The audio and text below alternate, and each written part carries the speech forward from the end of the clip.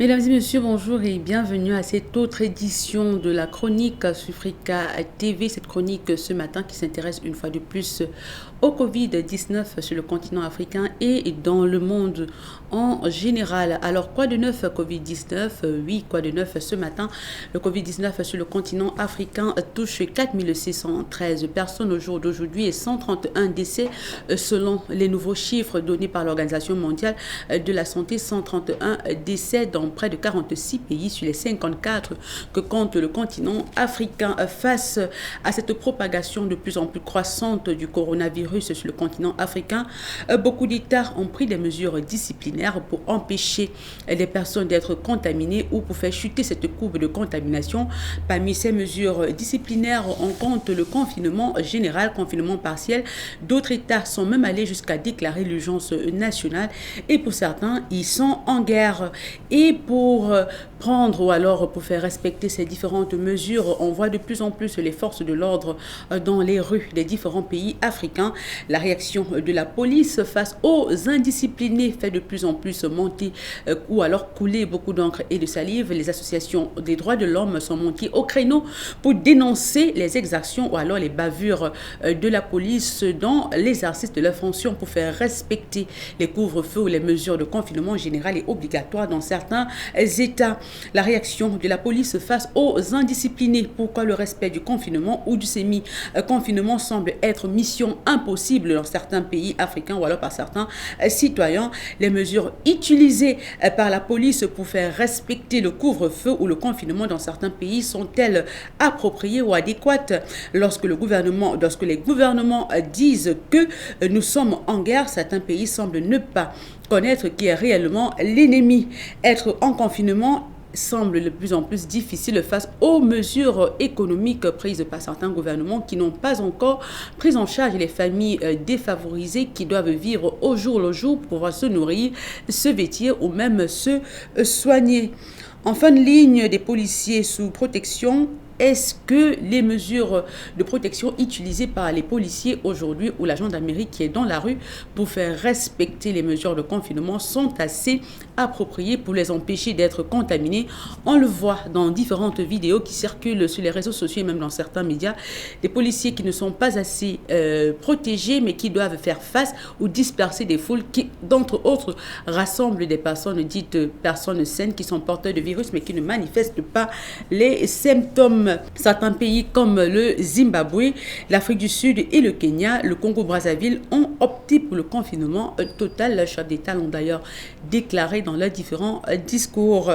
D'autres pays comme le Nigeria ont décidé de confiner de manière partielle certains États, l'État de Lagos, la capitale économique du Nigeria, l'État d'Abuja, la capitale politique et l'État d'Ogun State, le troisième État du pays, sont sous confinement général. Personne ne circule, les forces de l'ordre sont dans la rue pour détecter des éventuels indisciplinés à cette mesure. Abidjan, de son côté, est confiné et ne doit pas être en contact avec les autres régions, les autres villes du pays. 31 pays ont fermé leurs frontières et 12 ont suspendu la liaison aérienne. Mais face à ces mesures des différents gouvernements, une population qui semble ne pas comprendre pour la plupart les enjeux de la mesure de confinement général et obligatoire. Dans les rues, on rencontre encore dans certains pays des indisciplinés. Malgré l'appel du gouvernement à inviter les populations à rester chez eux, certains sont sortis pour exercer le métier du jour, alors pour faire le petit commerce de la journée. C'est le cas du côté du Kenya, dans la banlieue de Mombasa, où la police est sortie disperser les foules à gaz lacrymogène. Et on parle d'un mort, un jeune garçon qui aurait trouvé la mort dans cette dispersion de la police. La police, pour sa part, dit que les circonstances entourant la mort du gamin n'est pas liée à cette dispersion des foules, mais une enquête a été ouverte du côté du Kenya. Des images que nous vous proposons d'ailleurs de suivre.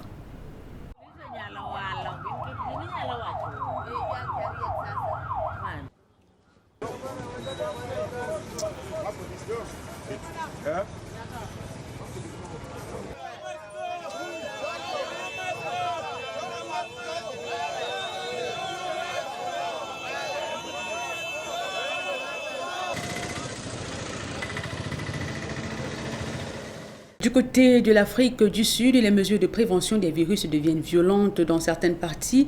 La police sud-africaine a déclaré lundi qu'un policier et un agent de sécurité avaient abattu un homme lors de la fermeture d'une boîte de nuit. Des policiers ont rencontré des hommes en train de boire dans une taverne du canton de Westloruff, juste au sud de Johannesburg. Au mépris du verrouillage, a déclaré le porte-parole de la police, Sontaga Seissa, dans un communiqué. Ils ont attaqué la police tout en résistant à l'arrestation, a déclaré Seissa. Après l'agitation, le policier et le gardien ont suivi un des hommes jusqu'à sa maison où il a été abattu. Les deux suspects du meurtre ont été arrêtés. L'incident n'est que l'un des nombreux incidents violents impliquant la police et les civils, alors que les gouvernements africains adoptent des couvre-feux, des mesures de verrouillage et d'autres mesures visant à freiner la propagation du virus. À coup de matraque dans certaines villes, notamment au Zimbabwe, on a vu la police disperser les foules qui n'ont pas compris la mesure de confinement et qui ont décidé de sortir malgré cette restriction du gouvernement pouvant qu'il y ait les différentes occupations. Alors aujourd'hui, comment comprendre que certaines personnes ne puissent pas appliquer ou ne puissent pas respecter les mesures instaurées par leurs différents gouvernements? Certains économistes, pour leur part, pensent que les conditions de vie ne permettent pas à ces personnes de respecter les mesures de confinement général aussi longtemps que le gouvernement ne prendra pas des mesures ou ne prendra pas ces différentes familles en charge sur le plan nutritionnel et sur le plan sanitaire. D'ailleurs, d'après les différentes informations vues ça et là, la plupart des quartiers ou des zones dans lesquelles les confinements généraux ne sont pas respectés sont pour la plupart des banlieues, des townships comme à Soweto, comme à Mombasa, comme à Soweto en Afrique du Sud, comme à Mombasa au Kenya et dans les quartiers défavorisés pour la plupart dans ces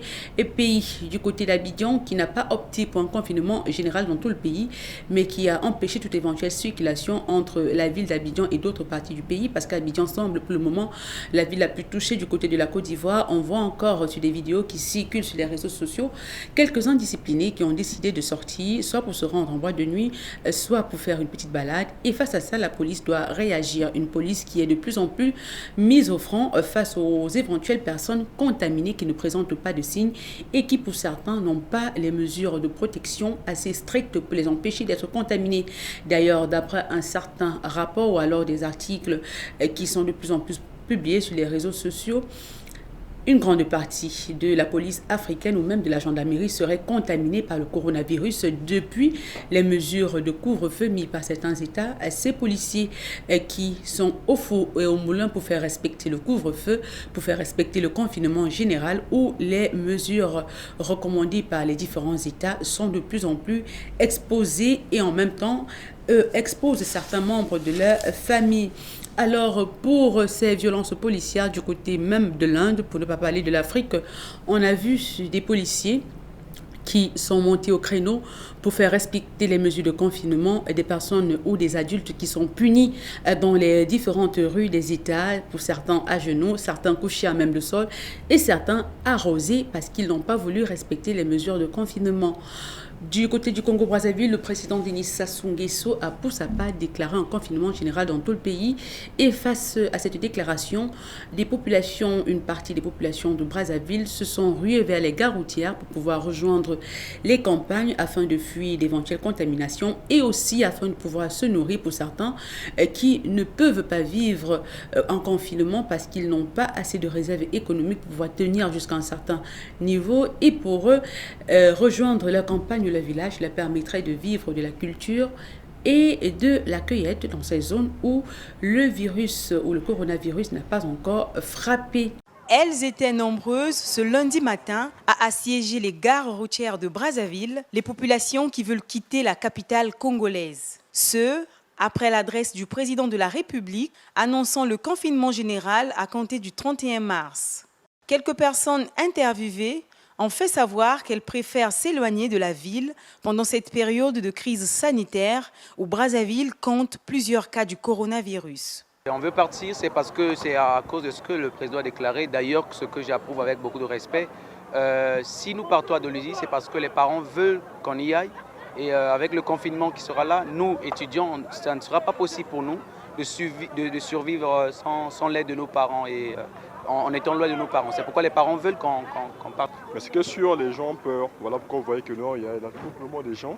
Et les gens se déplacent, d'autres voyagent, d'autres sont pour les déplacements et tout. Donc le peuple congolais n'est pas vraiment équipé pour affronter ce danger. Parce que bon, là, par exemple, moi qui vous parle, je n'ai pas un masque, je n'ai pas un cache-nez, je n'ai pas des gants, vous voyez.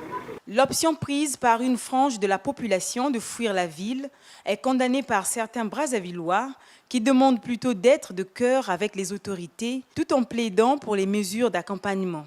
Ce n'est pas la peine aussi de fuir cette maladie, d'aller au village. Ils doivent d'abord rester sur place parce que le fait de se déplacer, il peut y avoir un malade qui pourrait transporter la maladie de l'autre côté. Il faut accompagner la population dans cette épidémie.